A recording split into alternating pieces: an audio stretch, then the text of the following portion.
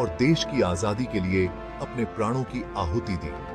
अपनी एकेडमिक कॉन्ट्रिब्यूशंस के अलावा मौलाना महमूदुल हसन ब्रिटिश रूल के खिलाफ जनमत तैयार करने में भी सक्रिय रूप से शामिल थे। उन्होंने अपने भाषणों और लेखों के माध्यम से लोगों को जागरूक किया और उन्हें स्वतंत्रता संग्राम में शामिल होने के लिए प्रेरित किया। उन्होंने बहुत यात्राएं की और ऐसे जज्बाती भाषण दिए जिन्होंने लोगों में आजादी की भावना को जगा दिया। उनके भाषणों ने लोगों के दिलों में स्वतंत्रता की लौ जलाई और उन्हें संघर्ष के लिए प्रेरित किया। उन्होंने इंडियंस के बीच एकता का आह्वान किया और जोर देकर कहा कि इंडिपेंडेंस की लड़ाई धार्मिक और क्षेत्रीय मतभेदों से ऊपर है।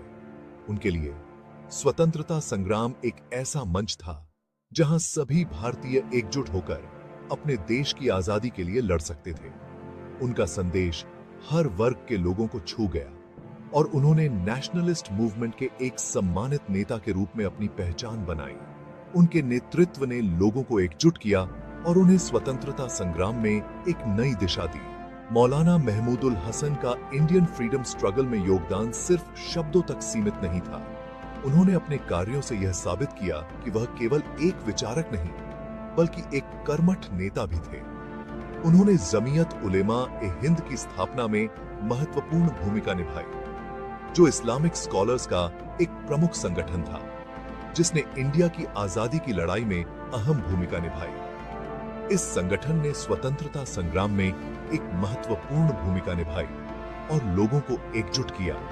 उन्होंने एक गुप्त अभियान था जिसका उद्देश्य एक पैन इस्लामिक गठबंधन के जरिए ब्रिटिश रूल को उखाड़ फेंकना था। इस आंदोलन ने स्वतंत्रता संग्राम में एक नई ऊर्जा भरी और लोगों को संघर्ष के लिए प्रेरित किया।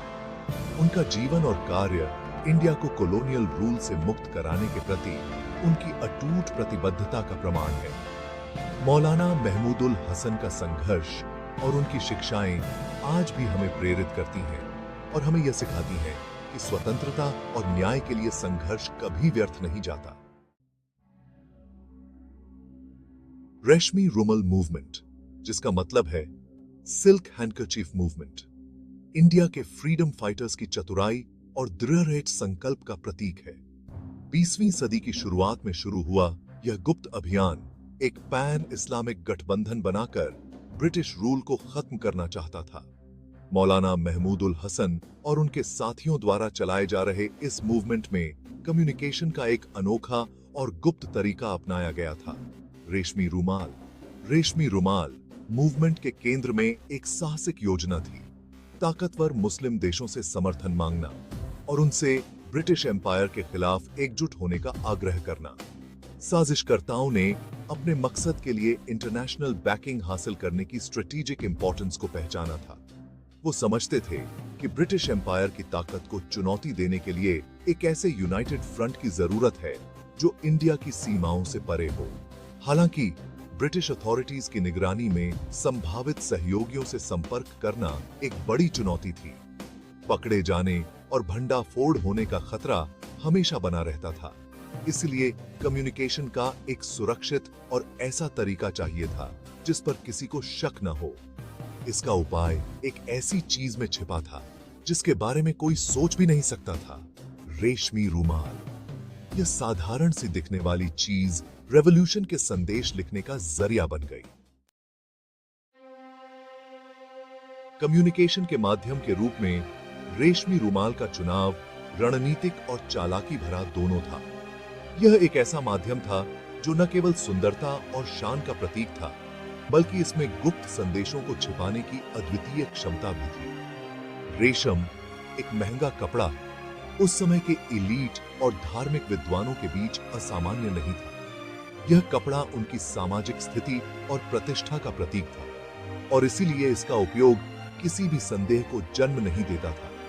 इसकी मौजूदगी से किसी को शक नहीं होता था और संदेशों को गुप्त रूप से पहुंचाया जा सकता था। रुमाल को अन्य व्यक्तिगत वस्तुओं के बीच छिपाना आसान था, जिससे यह एक आदर्श माध्यम बन गया। रुमाल को बहुत सावधानी से तैयार किया जाता था और कोडेड मैसेजेस को कपड़े में ही बुना जाता था।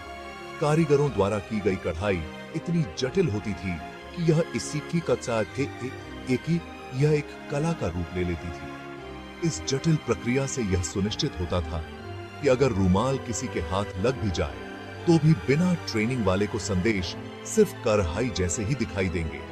यह एक सुरक्षा की परत जोड़ता था जिससे संदेश सुरक्षित रहते थे। रेशम में बुने गए संदेशों को एन्क्रिप्टेड किया जाता था जिससे ऑपरेशन में सुरक्षा की एक और परत जुड़ जाती थी। यह एन्क्रिप्शन तकनीक इतनी उन्नत थी कि इसे समझना आसान नहीं था।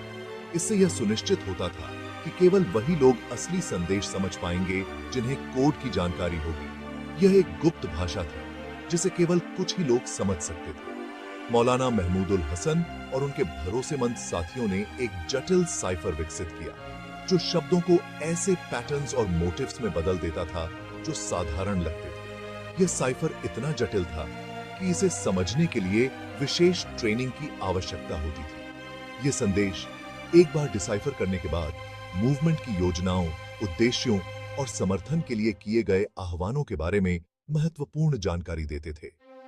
यह जानकारी इतनी महत्वपूर्ण थी कि इसे किसी भी कीमत पर सुरक्षित रखना आवश्यक था। वे इंडिया के अंदर साजिशकर्ताओं को दूसरे देशों में उनके साथियों से जोड़ने वाली महत्वपूर्ण कड़ी का काम करते थे। यह एक वैश्विक नेटवर्क था जो स्वतंत्रता संग्राम को एकजुट करता था।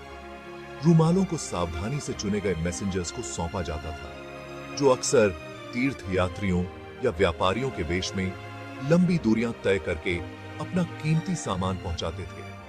ये मैसेंजर्स अपने मिशन में निपुण और समर्पित होते थे। हर सफल डिलीवरी ब्रिटिश रूल के खिलाफ लड़ाई में एक छोटी सी जीत होती थी जो आजाद इंडिया के सपने को एक कदम और करीब लाती थी। यह एक लंबी और कठिन यात्रा थी लेकिन हर कदम महत्वपूर्ण था।